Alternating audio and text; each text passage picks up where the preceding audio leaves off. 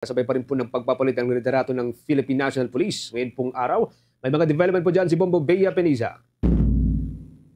Formal nang itinalaga bilang officer in charge si Police Lieutenant General Jose Melencio Nartates Jr. ngayong araw, kasunod ang pagkakasipa kay outgoing Chief Police General Nicolas Torre III bilang hepe ng pambansang pulisya.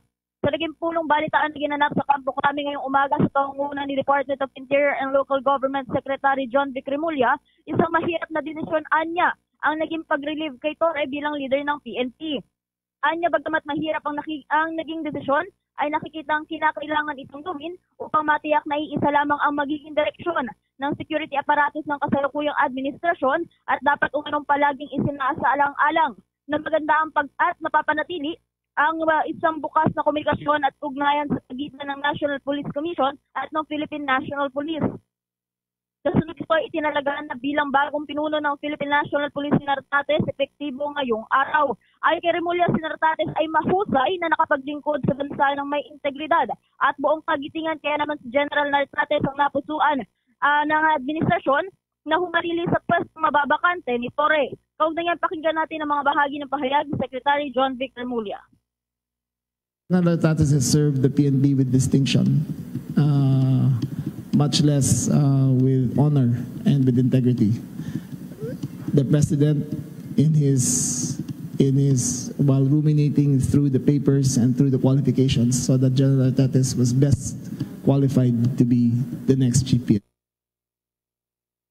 Samantala, kinumpirma rin ni Remulla na si Torre naman ay kasalukuyang kinokonsideran Pangulong Ferdinand Marcos Jr. sa ibang pwesto ng pamahalaan, ngunit hindi na ito nagbigay pa ng ilang detalye hinggil dito. Anya, sa kabila ng mabigat na desisyon na ito, kinikilala pa rin ng Pangulo ang husay at determinasyon ni Torre bilang pulis, kaya naman malaki ang posibilidad na maitalaga sa ibang pwesto sa loob ng pamahalaan ang dating hepe sa mga susunod na araw.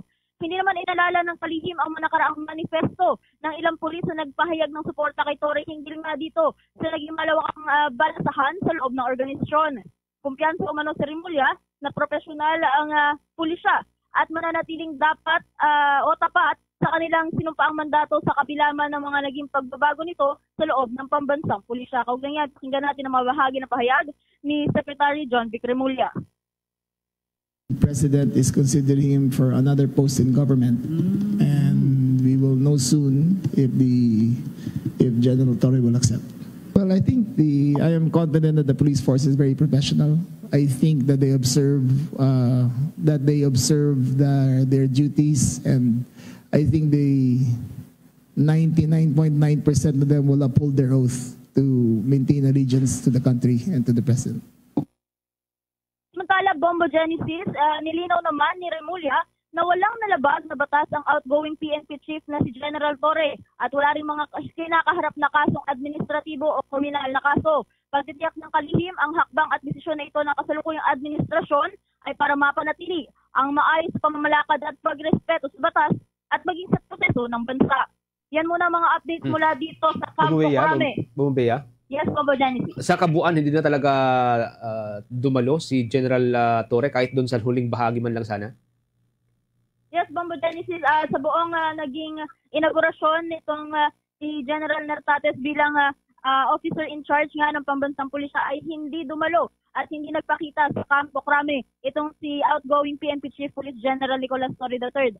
Bagamat sinabi naman o kinumpirma ni Department of Interior and Local Government Secretary John Vic Remulla na nasabihan naman na prior dito sa naging sa ngayong araw o sa naging inaugurasyon ay nasabihan na itong si General Torre hinggil nga sa kanyang pagkaka-relieve sa posisyon at tiniyak naman niya na malugod dito tinanggap ni General Torre bagamat hindi na niya inilarawan pa kung ano yung naging usapan nila. Bombo Jen.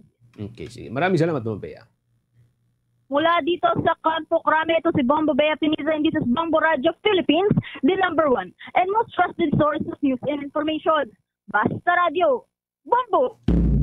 For the most trusted source of news and information, visit our website at www.bomboradio.com. Follow us on Bombo Radio mobile app, Facebook, YouTube, TikTok, and X, formerly Twitter. Like, share, and stay connected. Anytime, anywhere.